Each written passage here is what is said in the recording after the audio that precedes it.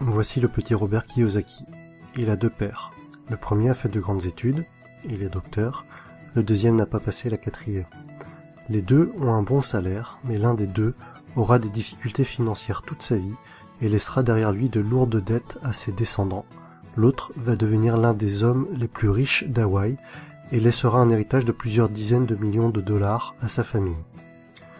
Dans ce livre, Kiyosaki va nous exposer les différents points de vue de ces 2 pères. Tous les deux sont d'accord sur le fait que l'éducation joue un rôle primordial dans la vie. L'un est persuadé que les grandes études sont incontournables, l'autre pense que devenir financièrement intelligent va permettre au petit Kiyosaki de devenir riche. Le problème avec l'éducation financière est que c'est une matière qui n'est pas enseignée à l'école, mais à la maison, avec la famille. Malheureusement, la plupart du temps, les familles vont apprendre à leurs enfants à devenir pauvres.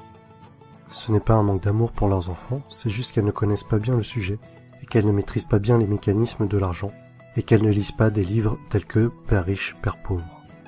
Si comme moi, vous n'avez pas de père riche, cherchez à apprendre auprès de ceux qui le sont, et investissez en vous. Lisez les livres de Robert Kiyosaki, Napoleon Hill, Warren Buffett et tant d'autres. En réalité, la recette pour devenir riche est plutôt facile. Pas besoin d'avoir fait de longues études de comptabilité pour comprendre le principe. 2 concepts simples à comprendre, actif et passif. Un actif, c'est quelque chose qui va vous mettre de l'argent dans votre poche. Un passif, c'est quelque chose qui va, au contraire, vous enlever de l'argent de votre poche. En analysant un peu, tout peut être un actif ou un passif. Si vous achetez une voiture, la plupart du temps, il va s'agir d'un passif. Vous allez perdre de l'argent avec, sa valeur va se déprécier.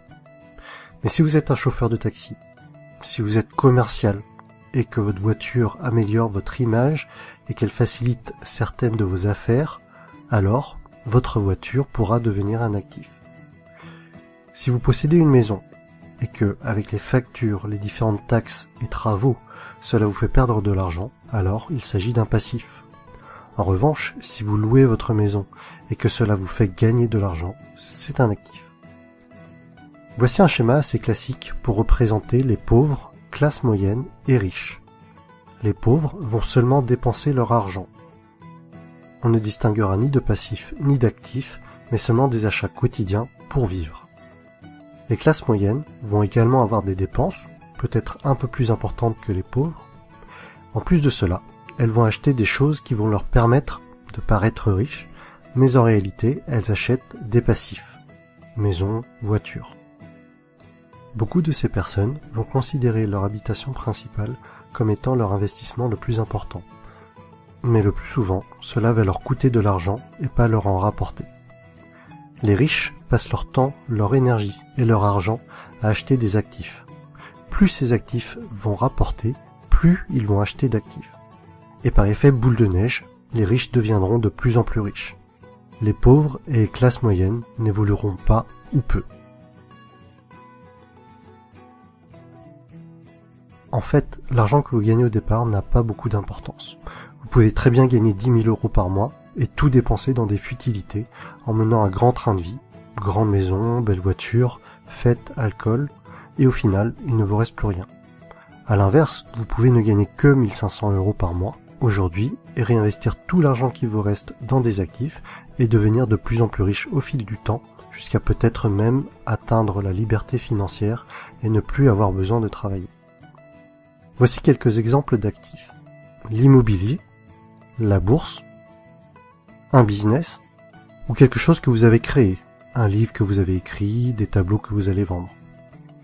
Alors oui, dans la tête de nombreuses personnes, investir dans l'immobilier, dans un business, acheter des actions, c'est parfois risqué et vous pouvez perdre de l'argent.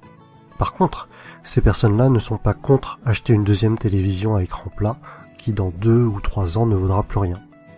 Personnellement, je préfère perdre de l'argent en ayant essayé d'investir dans quelque chose qui peut potentiellement me rapporter de l'argent, plutôt que d'acheter une deuxième télé dont je n'ai pas l'utilité.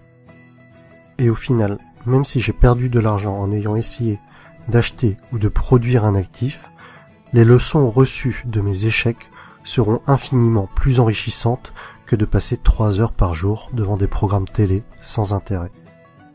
En résumé, si vous voulez devenir riche, soyez financièrement intelligent, apprenez auprès des personnes qui sont devenues riches, apprenez à limiter vos dépenses, concentrez-vous sur les actifs, limitez les passifs.